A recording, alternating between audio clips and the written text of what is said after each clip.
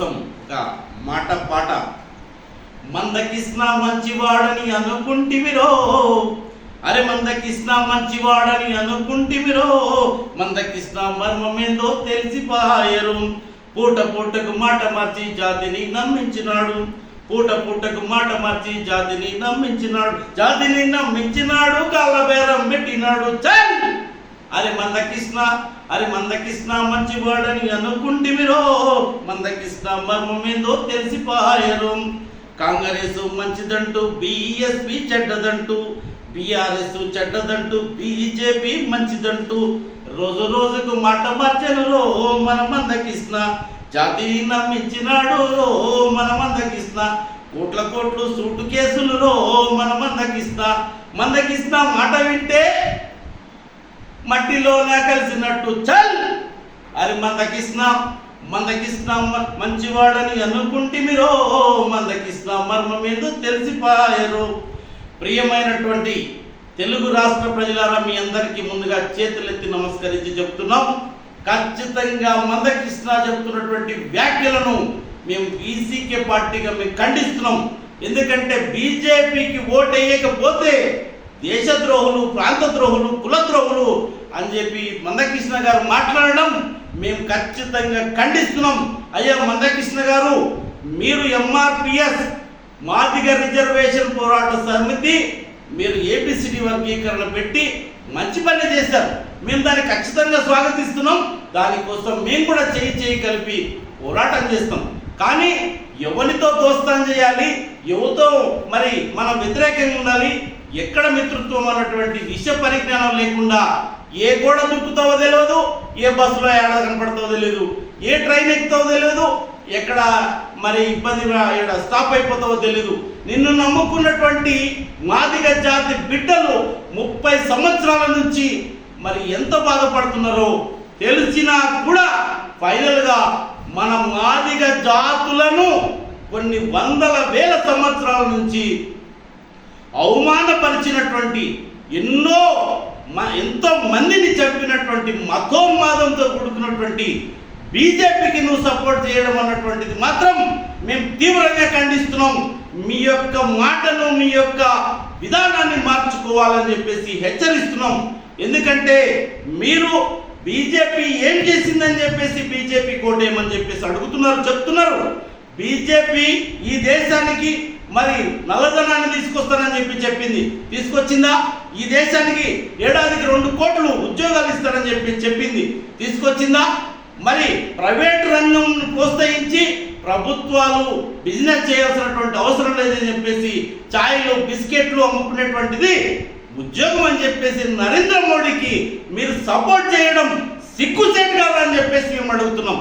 ఇప్పటికైనా మరి బీజేపీ చేస్తున్నటువంటి బీజేపీ మరి ఆ రాష్ట్రాలలో బీజేపీ పరిపాలన చేస్తున్నటువంటి రాష్ట్రాలలో ఏం జరుగుతున్నదో నీకు తెలియలేదా అని అడుగుతున్నాం. మరి మణిపూర్ సంఘటన ఏమిటి?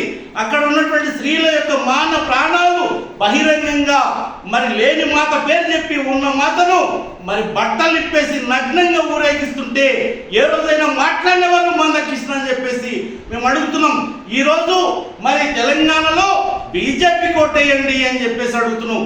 ఏ వ్యక్తికి ఎందుకు ఓటేయాలని చెప్పేసి అడుగుతున్నాం. ఏం చేస్తారు బీజేపీ ఈ తెలంగాణ రాష్ట్రానికి? ఏం చేసిందని చెప్పేసి మేము అడుగుతున్నాం. మందకృష్ణ గారు, మీరు సమాధానం చెప్పండి. ఎందుకంటే ఎంఆర్పిఎస్ అనేది మాకు కూడా తెలుసు. ఒక మాదిగ జాతి బిడ్డలుగా మేము మాట్లాడుతున్నాం, మాల జాతుల బిడ్డలుగా మేము మాట్లాడుతున్నాం, బహుజనులుగా మేము మాట్లాడుతున్నాం. మీరు ఏం సమాధానం చెప్తున్నారు? బీజేపీకి ఓటేయడం అన్నటువంటి మాటే మేమంటున్నాం. అది నిజమైనటువంటి ద్రోహం, అది నిజమైనటువంటి మరి ఈ జాతికి చేసినటువంటి చెడ్డతనం అని చెప్పాలి. కాబట్టి ఇప్పటికైనా ఈ తెలంగాణను మీరు మణిపూర్ లాగా మార్చాలనుకుంటున్నారా? ఈ తెలంగాణను మీరు గుజరాత్ లాగా మార్చాలనుకుంటున్నారా? ఈ తెలంగాణను మీరు మరి బీజేపీకి అప్పచెప్పాలనుకుంటున్నారా? మీ యొక్క వైఖరి ఎందుకు ప్రకటించండి. మీకు కావాల్సింది ఏబిసిడి వర్గీకరణ లేదా బీజేపీ గెలవడమా? ఇది చెప్పండి అని చెప్పేసి మేము ఖచ్చితంగా అడుగుతున్నాం. ఇప్పటికైనా మరి మల్కాజ్గిరి పార్లమెంట్ స్థానంలో పోటీ చేస్తున్నటువంటి ఈటల రాజేందర్ గారికి మీరు ఓటేయమని చెప్తున్నారు. దేనికోసం? ఆయన ఒక కమ్యూనిస్ట్ అని చెప్పిన ఆయన ఒక బూర్జువా పార్టీతో లింక్ అయితే నువ్వు మరి ఆ పార్టీకి ఓటేయమని ఎట్లా చెప్తావు? ఈ దేశంలో మరి నువ్వు నిజమైనటువంటి, నేను కూడా మరి నక్సలైట్, నువ్వు మావోయిస్ట్, నువ్వు గన్ను పట్టుకునేనని చెప్పి చెప్తావు కదా, మరి అట్లాంటే ఒక మతోన్మాద పార్టీకి నువ్వు ఎట్లా ఓటేయమని చెప్తావు? ఈటల రాజేందర్ గారిని గెలిపించమని చెప్పేసి నీ కార్యకర్తలకు నువ్వు ఆ విధంగా చెప్పడం ఎంతవరకు న్యాయం?